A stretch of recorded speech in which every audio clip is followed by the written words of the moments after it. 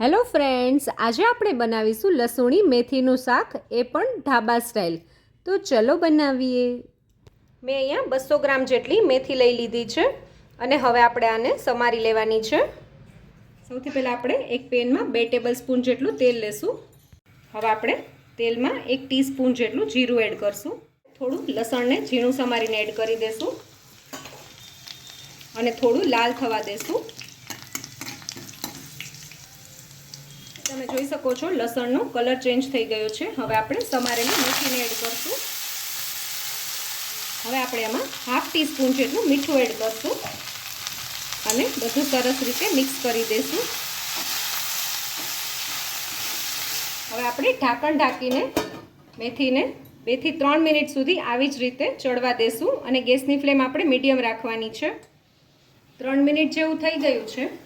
ઢાંકણ ખોલીને જોઈએ તો આપણી મેથી સરસ રીતે ચડી ગઈ છે. હવે આપણે ગેસની ફ્લેમ બંધ કરી દઈશું અને શાકનો વઘાર કરી લેશું. હવે આપણે એક પેનમાં તેલ લઈ લેશું. મેં અહીંયા 4 ટેબલસ્પૂન જેટલું તેલ લીધું છે. હવે આપણું તેલ સરસ ગરમ થઈ ગયું છે. આપણે 1 ટીસ્પૂન જેટલું જીરું એડ કરશું. થોડી હિંગ એડ કરશું. 8 થી 10 કળી જેટલું લસણને મેં ઝીણું સમારી લીધું છે, એ એડ કરી દઈશું. હવે લસણનો કલર ચેન્જ થાય ત્યાં સુધી આપણે આને આવી જ રીતે સાતળશું. તમે જોઈ શકો છો 1 જ મિનિટમાં લસણ એકદમ સરસ રીતે સતળાઈ ગયું છે. હવે આ સ્ટેજ ઉપર આપણે 2 ઝીણી સમારીને ડુંગળી એડ કરશું.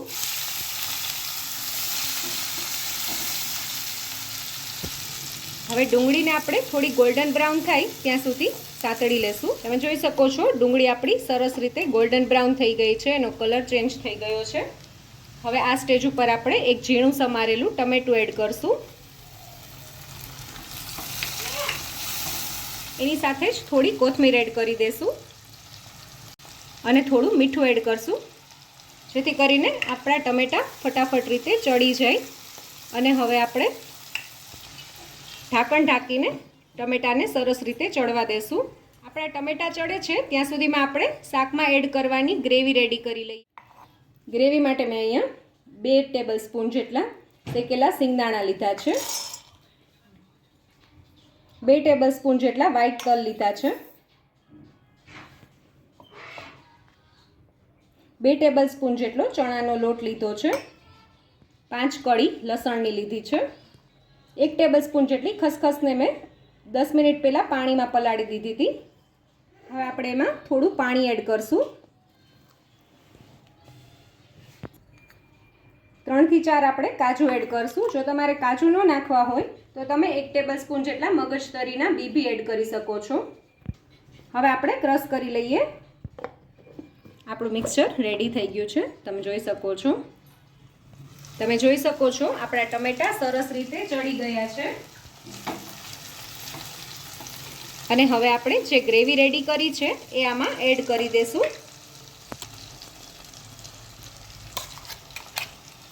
હવે આપણે મિક્સર જારમાં જ અડધા કપ જેટલું પાણી એડ કરી દઈશું અને બધું મિક્સ કરીને પાણીને ગ્રેવીમાં એડ કરી દઈશું. પાણી એડ કરી દઈશું જેથી કરીને જે આપણી ગ્રેવી છે એ તળિયે ચોંટશે નહીં.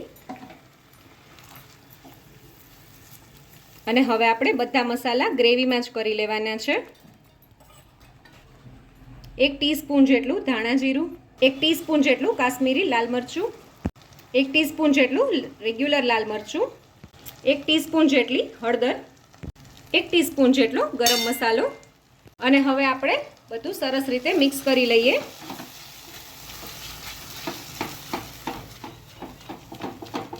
હવે આપણે ઢાંકણ ઢાંકીને ગ્રેવીને 1 થી 2 મિનિટ સુધી સરસ રીતે ચડવા દેશું, જેથી કરીને મસાલો બી સરસ ગ્રેવીમાં ભળી જાય અને તેલ સરસ ગ્રેવીમાંથી છૂટું પડવા માંડે. તમે જોઈ શકો છો આપણી ગ્રેવીમાંથી સરસ રીતે તેલ છૂટું પડવા માંડ્યું છે. અને હવે આપણે આમાં મેથી એડ કરી દઈએ, જે આપણે સાતળેલી હતી એ. હવે આપણે બધું સરસ રીતે મિક્સ કરી લઈએ.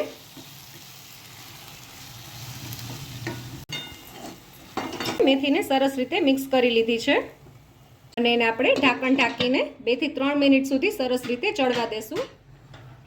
હવે આપણે ઢાંકણ ખોલીને જોઈ લઈએ. તમે જોઈ શકો છો આપણું શાક રેડી થઈ ગયું છે. અને હવે આપણે શાકને સર્વ કરી લઈએ. તો તૈયાર છે આપણી લસુણી મેથીનું શાક. જો તમને મારો આ વિડીયો ગમ્યો હોય તો મારા વિડીયોને લાઈક કરજો, શેર કરજો અને મારી ચેનલ કુકિંગ વિથ ઉમા પુરોહિતને સબસ્ક્રાઈબ કરજો, જેથી કરીને આવા નવા વિડીયો હું તમારી સાથે શેર કરી શકું.